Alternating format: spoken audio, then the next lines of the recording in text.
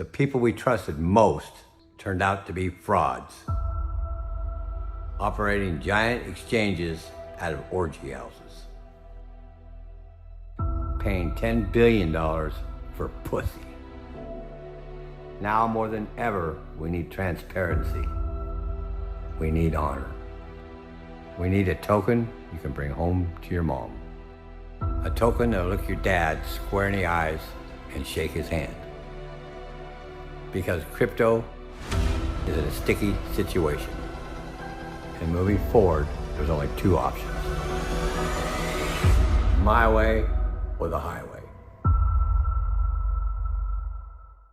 Good morning, crypto. In this video, bringing you the latest from Genesis Trading and Digital Currency Group. Apparently $1 billion needed by Monday as a bailout. Plus, we've also got 5 outrageous findings from the FTX bankruptcy filing. You're going to want to stick around till the end of this one.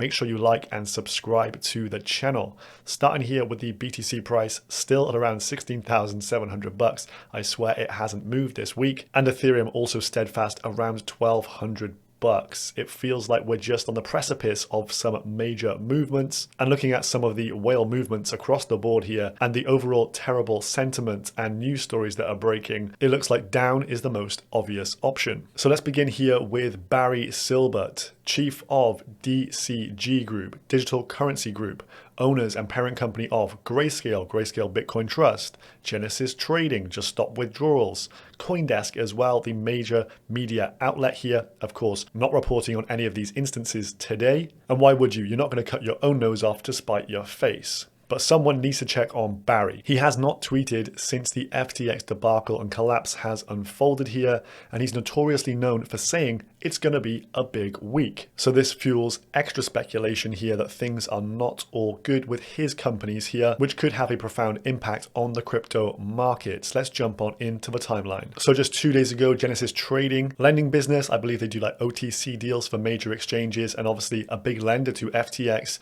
They came out and made the difficult decision to temporarily suspend redemptions and new loan originations, pretty much cutting off most of their business here. The decision was made in response to the extreme dislocation and loss of industry confidence caused by the impacts of FTX.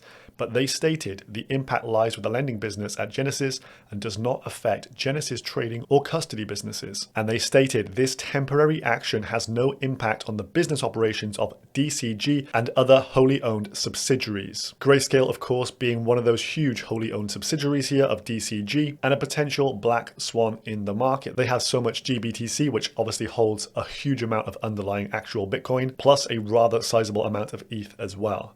They mimicked pretty much the same statements here in the wake of recent events. They're trying to keep everything safe for their investors and customers here.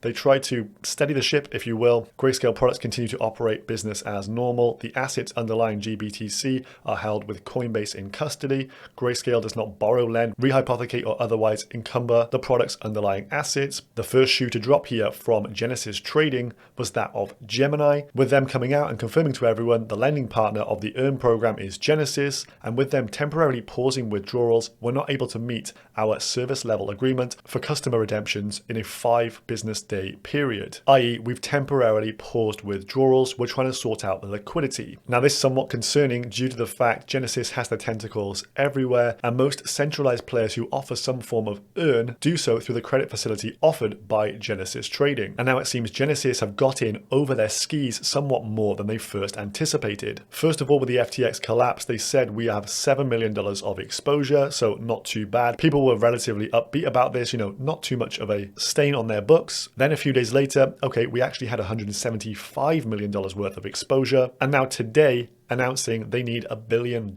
here. Genesis cryptocurrency lender requests a $1 billion emergency loan by Monday, 21st of November.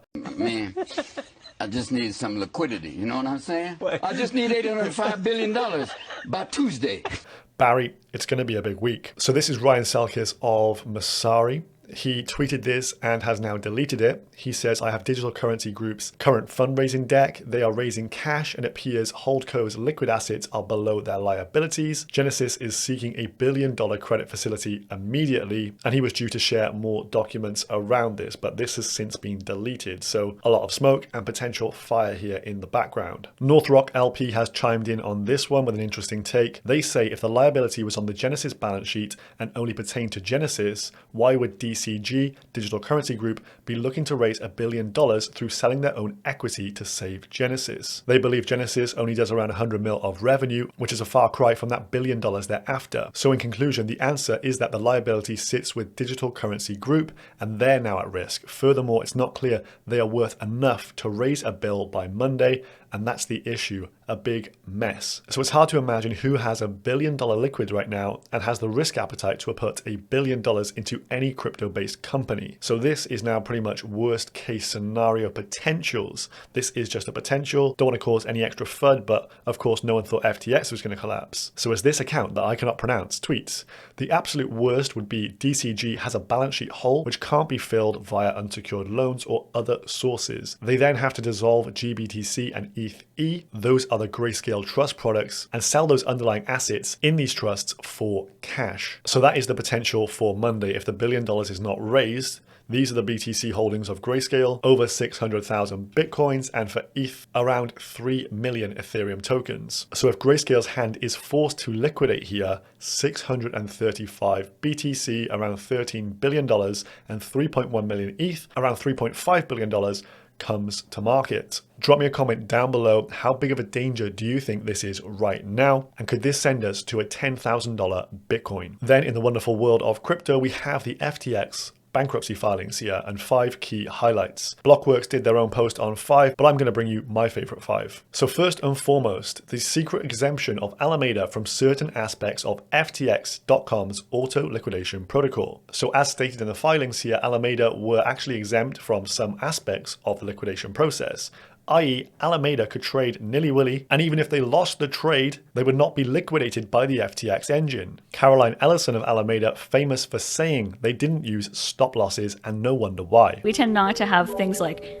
stop losses. I think those aren't necessarily a great risk management tool. In terms of the assets held, apparently SBF and Mr. Gary Wang controlled all of FTX's digital assets personally, using a group email account, some of the worst security practices going, to share private keys and software to conceal the misuse of customer funds. The filing reads there was an absence of daily reconciliation of positions on the blockchain. So apparently a multi-billion-dollar company literally had their private keys stored online. Crazy stuff. Now the third best thing here, corporate funds being used to purchase personal use real estate, and employees at the company put their names on homes purchased with the company funds. So a lot of real estate in the Bahamas being purchased and literally being attributed to specific staff names on the books, not taken out as loans, just simply procured and allocated to a staff member. Talk about company perks. Then we learn that very little records were actually kept. Now, if anyone's used Signal, which is pretty much an app used by drug dealers, you may have heard of this feature. Decisions were made over chat, with the messages automatically deleted after a certain time. That's one way to hide your tracks, but also how the heck can you run a company when the messages are deleting maybe after 48 hours? This seems like an absolute shambles and something off A Clockwork Orange. Then my absolute highlight here, the fifth and final one, when employees submitted their expenses to the company, they would post it in said chat, and then a manager would approve or deny based on an emoji reaction to that message. Maybe eggplant for yes, and crying face emoji for no. This has led to new CEO of FTX describing the company as a complete failure,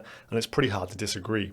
So thanks for joining me on today's roundup. I hope you enjoyed this one. Show your appreciation, comment down below, subscribe to the channel, guys, and I'll see you again tomorrow. Goodbye.